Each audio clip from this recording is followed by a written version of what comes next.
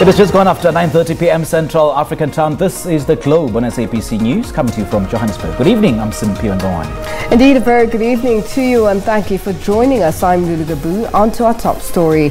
A rescue crew in Mozambique on Tuesday reached victims in Beira who were stranded by Cyclone Idai, which raced in at speeds of up to 170 kph from the Indian Ocean into Mozambique. Rescue crews have been struggling to reach many of those stranded, and aid groups have said many survivors were trapped in remote areas, surrounded by wrecked roads, flattened buildings and submerged villages. Regional Medical Rescue Service IPSS released a video of its team members jumping into floodwaters in Beira and swimming to rescue a family stranded by the flood. Claire Nullis of the UN World Meteorological Organization said heavy rains preceded the cyclone, compounding the problems. In Beira, a low-lying coastal city of 500,000 people, Nullis said the water had nowhere to drain. Beira is also home to Mozambique's second-largest port, which serves as a gateway to landlocked countries in the region.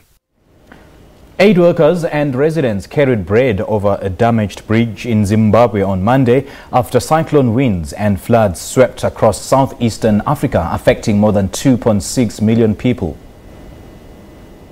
Rescue crews are still struggling to reach victims 5 days after Cyclone Idai raced in at speeds of up to 170 kilometers per hour from the Indian Ocean into Mozambique, then its inland neighbors Zimbabwe and Malawi.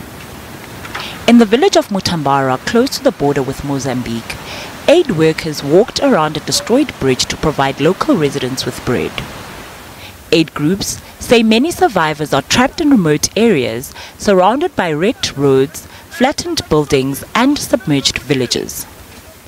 A senior spokesperson at the UN World Food Programme said studies of satellite images suggested that 1.7 million people were in the path of the cyclone in Mozambique and another 920,000 affected in Malawi.